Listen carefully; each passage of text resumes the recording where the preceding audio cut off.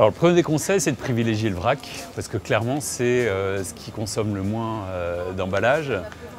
Donc tous les produits qu'on achète à la pesée, dans des sacs en craft. Ensuite, le deuxième conseil, c'est de ne pas faire attention aux dates, notamment sur les produits secs. Il faut savoir que tous les produits qui ont une DLUO, donc date limite d'utilisation optimale, peuvent être consommés après la date. Donc pas forcément prendre le produit qui est le plus lointain au niveau des dates.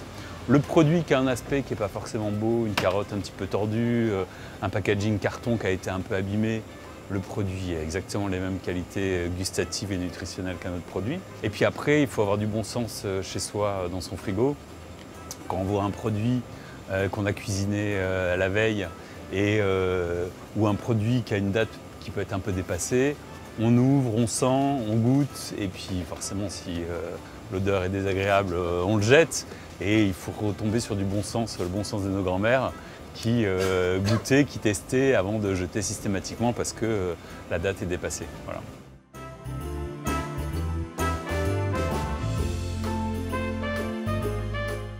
Là, c'est un délicieux bloc de foie gras. Donc, c'est un foie gras d'une grande marque nationale connue. Le seul problème, c'est qu'il a un tout petit peu plus de graisse que ce que autorisait le cahier des charges du distributeur avec lequel il avait la négociation. Donc là, on a remis une étiquette neutre pour éviter qu'il soit gaspillé, pour éviter qu'il soit jeté. En plat principal, donc, on propose des petits filets de canard avec un jus de balsamique, poêlés avec des légumes anciens. Donc là, nos filets de canard, ils ont un aspect qui n'est pas tout à fait assez beau par rapport à ce qu'attendent les distributeurs traditionnels. Il y a un peu trop de veinage et des petits ecchymoses.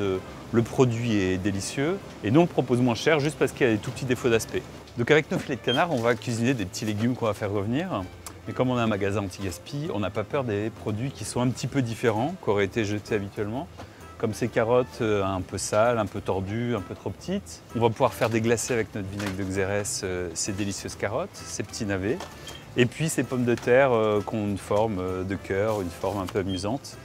Donc on complète avec du Prosecco. Alors il faut savoir que ce soit les vins ou le Prosecco, très souvent c'est des produits qui arrivent un peu à date. Donc au bout de 2-3 ans sur des vins ou des champagnes ou des Prosecco qui ne sont pas des vins ou des champagnes de garde, eh bien, on ne trouve plus preneur. Donc pour le dessert, on propose des fruits au sirop qu'on va pocher au vin. Donc on récupère ces fruits, on les rince.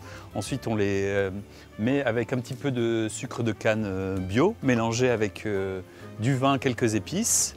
On fait revenir ça pendant une bonne heure. Et puis ensuite, avec cette petite crème au chocolat intense qui est à 0,99 €, donc on ne va pas se ruiner pour le dessert. On a une crème chocolat qu'on mélange avec un peu de lait. Et par-dessus, on va mettre un petit peu de chantilly.